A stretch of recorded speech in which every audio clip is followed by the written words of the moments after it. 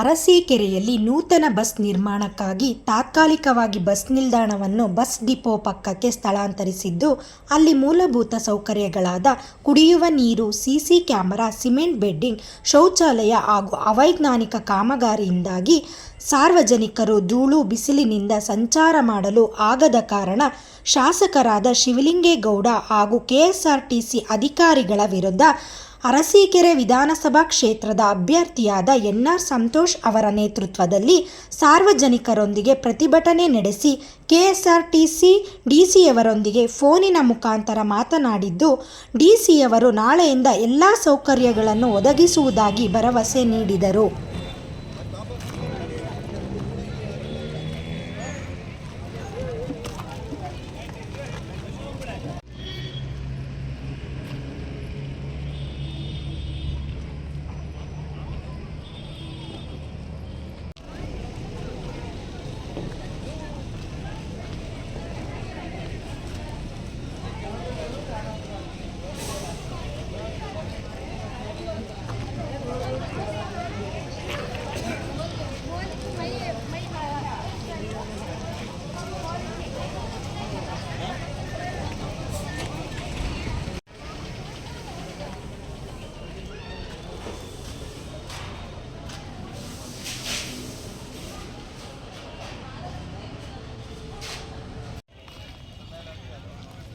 Sir, ಬೆಳಗ್ಗೆಯಿಂದ ಎಷ್ಟು ಸತಿ ನೀರು ಹಾಕಿದ್ದೀರಾ ಸರ್?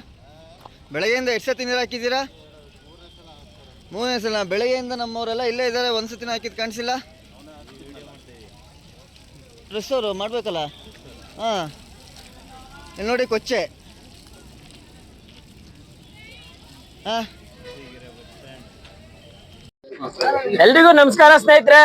ಇವತ್ತಿನ ಪ್ರತಿಭಟನೆ ಉದ್ದೇಶ ಏನು, ಅರಸೀಕೆರೆ ಕ್ಷೇತ್ರದಲ್ಲಿ ಈ ಕ್ಷೇತ್ರದ ಭ್ರಷ್ಟ ಶಾಸಕ ಹೈಟೆಕ್ ಬಸ್ ನಿಲ್ದಾಣ ಮಾಡಿದೀನಿ ಅಂತ ಹೇಳಿ, ನಾನು ಅಭಿವೃದ್ಧಿಯಲ್ಲಿ ಅಧಿಕಾರ ಅಂತ ಹೇಳಿ ಈ ತಾಲೂಕಿನಾದ್ಯಂತ ಬರೀ ಮಾತನಾಡ್ಕೊಂಡು ಬರೀ ಪುಕ್ಕಟೆ ಪ್ರಚಾರ ಪಡ್ಕೊಂಡು ಇವತ್ತು ಅರಸೀಕೆರೆ ಕ್ಷೇತ್ರದ ಎಲ್ಲ ಪ್ರಯಾಣಿಕರಿಗೆ, ಸಾರ್ವಜನಿಕರಿಗೆ ಕಿರಿಕಿರಿ ಆಗ್ತಾ ಇದೆ.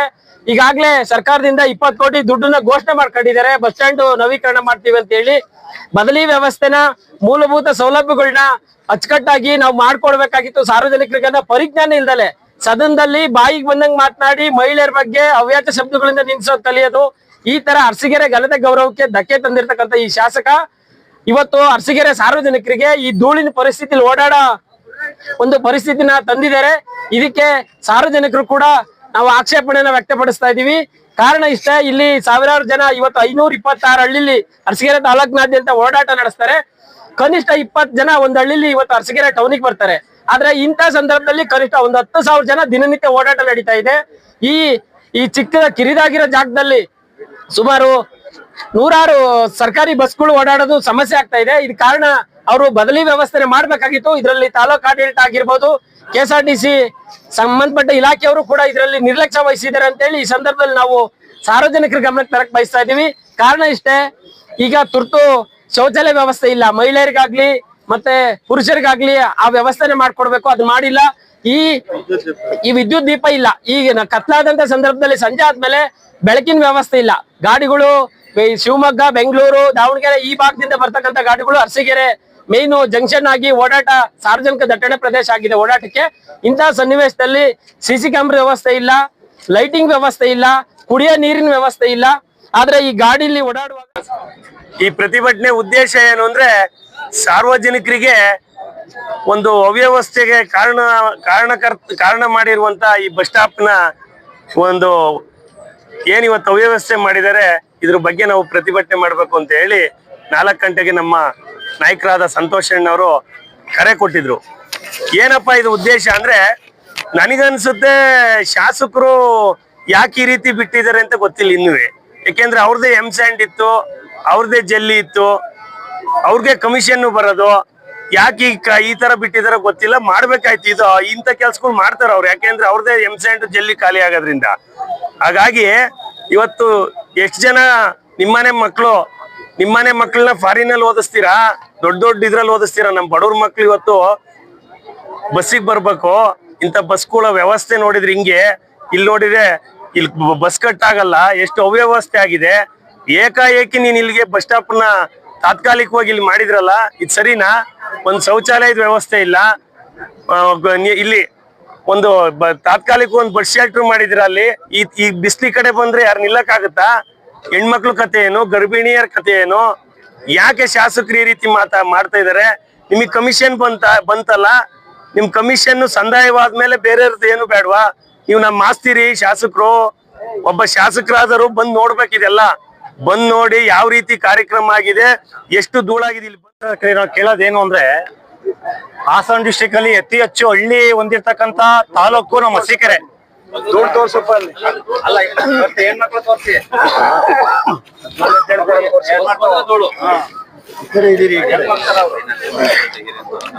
ಇಲ್ಲ ಹಾಕಿ ಬಿಡಿ. ಹಾಸನ ಜಿಲ್ಲೆಯಲ್ಲಿ ಅತಿ ಹೆಚ್ಚು ಹಳ್ಳಿಗಳು ಹೊಂದಿರ್ತಕ್ಕಂಥ ತಾಲೂಕು ನಮ್ಮ ಅರಸೀಕೆರೆ ತಾಲೂಕು. 527 ಹಳ್ಳಿ ಇದಾವೆ. ಆ 27 ಹಳ್ಳಿ 5 ಜನ ಲೆಕ್ಕ ಹಾಕೊಂಡ್ರು ಒಂದ್ ಊರಲ್ಲಿ 5,000 ಜನ ಅರಸೀಕೆರೆಗೆ ಬಂದಿ ಹೋಗಿ ಅಂತ ಮಾಡ್ತಾರೆ ಬೆಳಗ್ಗೆ ಸಂಜೆಯಿಂದ. ಅವ್ರ ಮನೆಯಲ್ಲಿ ಎಷ್ಟೋ ಶೌಚಾಲಯ ಇದೆಯಾ? ಶಾಸಕರು ನಾವೆಲ್ಲ ಪ್ರಶ್ನೆ ಮಾಡೋಣ. 2 ರಿಂದ 3 ಇರ್ತವೆ. ಈ ಬಸ್ ಸ್ಟ್ಯಾಂಡಿಗೆ ಬಂದು ನೋಡ್ಲಿ, 5,000 ಜನಕ್ಕೆ 2 ಶೌಚಾಲಯ ಸಾಕಾ? ಇದು ಅವ್ರು ನೇರವಾಗಿ ಬಂದು ಉತ್ತರ ಕೊಡ್ಲಿ.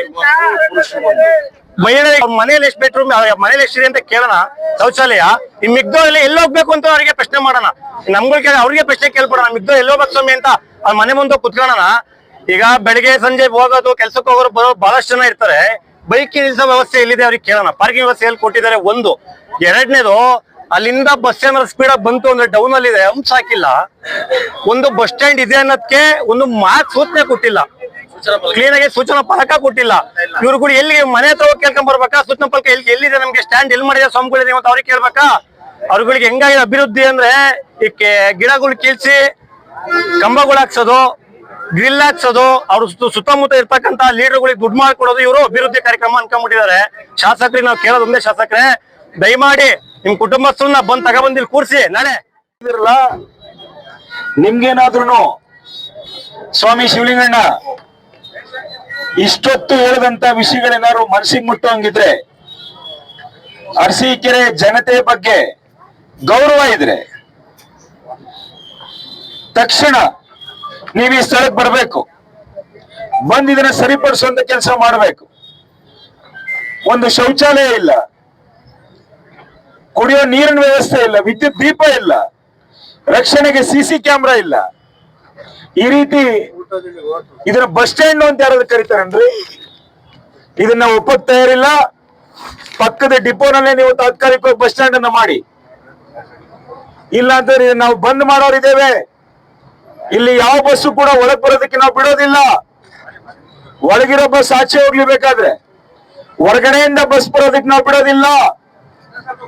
ನಮ್ಮ ಅರಸೀಕೆರೆಯ ಶಾಲಾ ಕಾಲೇಜ್ಗೆ ಹೋಗುವಂತವ್ರು ಇರ್ಬೋದು, ಬೇರೆ ಬೇರೆ ಊರಿನಿಂದ ಬಂದಂತವ್ರು ಇರ್ಬೋದು, ಅವ್ರಿಗೆ ಬದುಕುವಂತ ಹಕ್ಕಿದೆ. ಅದನ್ನ ಕಿತ್ಕೊಳ್ಳೋದಕ್ಕೆ ನಾವು ಬಿಡೋದಿಲ್ಲ. ಬಾಣಂತಿಯರು ಯಾರಾದ್ರೂ ಆಸ್ಪತ್ರೆಗೆ ಹೋಗ್ಬಂತ ರೋಗಿಗಳು ಬಂದ್ರೆ ಅವ್ರಿಗೆ ಸೂಕ್ತವಾದ ವ್ಯವಸ್ಥೆ ಇಲ್ಲ ಅಂತಂದ್ರೆ, ಸ್ವಾಮಿ ಶಿವಲಿಂಗಣ್ಣ ಹೆಂಗಾದ್ರೂ ಮನೆ ಒಳಗೆ ಮಲಗಿ ನಿದ್ದೆ ಮಾಡ್ತಿದ್ದೆ ನೀನು ಅಂತೇಳಿ ನನಗಂತೂ ಆಶ್ಚರ್ಯ ಆಗತ್ತೆ. ನಿದ್ದೆ ಹೆಂಗ್ ಬರ್ತೈತೆ ಪುಣ್ಯಾತ್ಮ ನಿಂಗೆ ರಾತ್ರಿ ಮಲಗಿದ್ರೆ? ಈ ಜನಗಳ ನೋವು ಸಂಕಷ್ಟ ನಿನಗೆ ಅರ್ಥ ಆಗ್ತಿಲ್ಲ ಅಂತಂದ್ರೆ ಬಹುಶಃ ಮನುಷ್ಯತ್ವ ಸತ್ತೋಗಿರ್ಬೇಕು ನಿಮ್ಮ ಹತ್ರ. ಈ ತಕ್ಷಣದಿಂದ ಯಾವುದೇ ಬಸ್ ಬಂದ್ರು ಕೂಡ ನಾವು ಒಳಗ್ ಬಿಡೋದಿಲ್ಲ. ಒಳಗಿರೋ ಬಸ್ ಹೊರಗೆ ಹೋಗ್ಬೇಕಷ್ಟೇ ಅಂತ ಹೇಳಿ ತೀರ್ಮಾನ ತಗೊಳ್ತೇವೆ. ಸಂಬಂಧಪಟ್ಟಂತ ಅಧಿಕಾರಿಗಳಿಗೆ ಬಸ್ ನಿಲ್ದಾಣವನ್ನ ಬೇರೆ ಕಡೆ ಮಾಡಬೇಕು.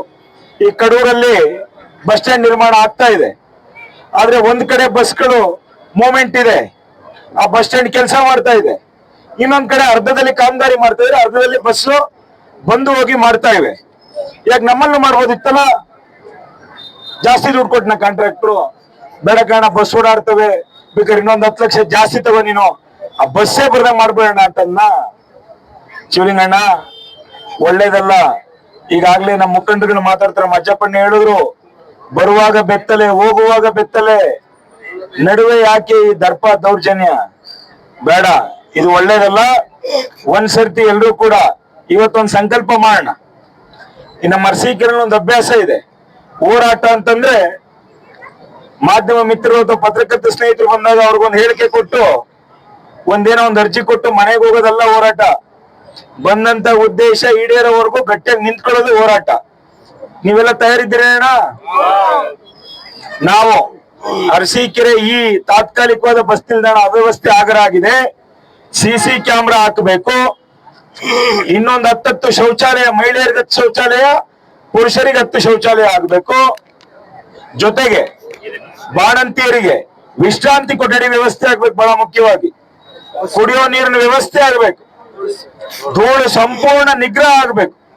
ಇಲ್ಲ ಕಾಂಕ್ರೀಟ್ ಬೆಡ್ಡಿಂಗ್ ಹಾಕ್ಸ್ತಿರೋ ಡಾಂಬರ್ ಹಾಕ್ಸ್ತಿರೋ ನಮಗ್ ಗೊತ್ತಿಲ್ಲ. ಇದು ಸಂಪೂರ್ಣ ನಿಲ್ಬೇಕು.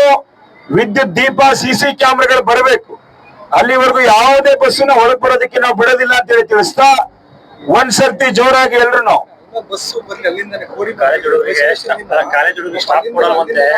ಸಂಬಂಧಪಟ್ಟಂತ ಅಧಿಕಾರಿಗಳು ಬರೋವರೆಗೂ ಕೂಡ ನಾವು ಇಲ್ಲೇ ಕೂತಿರ್ತೇವೆ.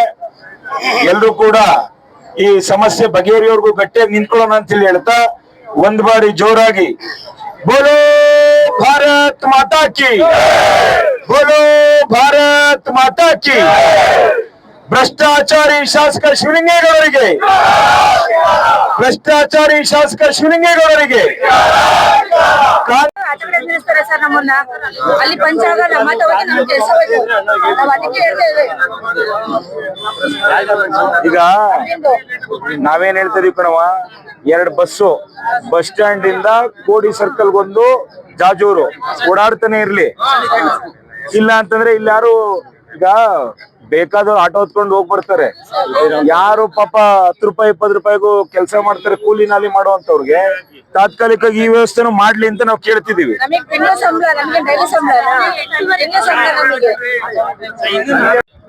ನಮ್ಮ ವ್ಯವಸ್ಥಾಪಕರು ಇವತ್ತಿಲ್ಲ.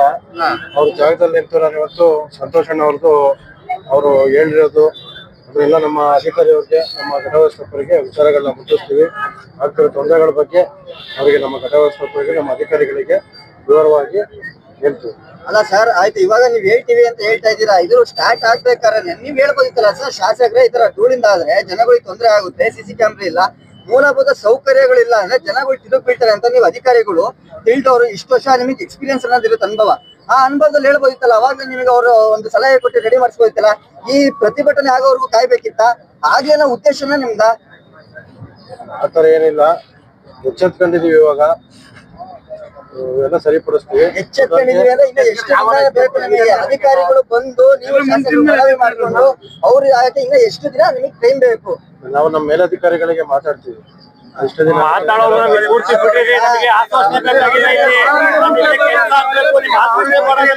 ನಿಮ್ಮನೆ ಮಕ್ಕಳಿಗೆ ಹಿಂಗೆ ಆಗಿದೆ, ಸುಮ್ಮನಿಟ್ಟಿದ್ರಿ. ಯಾರು ಕೇಳ್ತಾರೆ? ರಾಜಕಾರಣ ಮಾಡ್ತಿಲ್ಲ ಇಲ್ಲಿ. ಜನಸಾಮಾನ್ಯರಿಗೆ ನ್ಯಾಯ ಕೇಳ್ತಾ ಇದೀವಿ ನಾವು.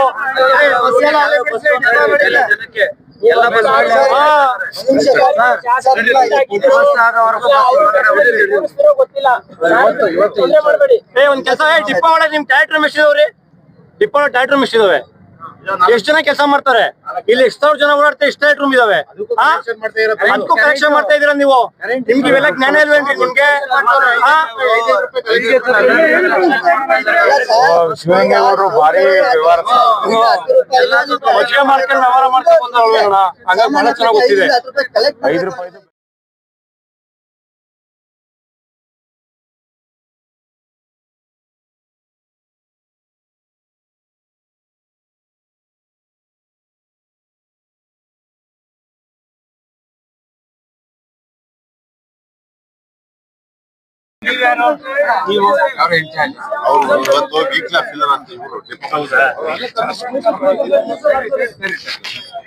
ಚೆನ್ನಾಗಿ ಮಾಡ್ಕೊಳ್ಳಿ.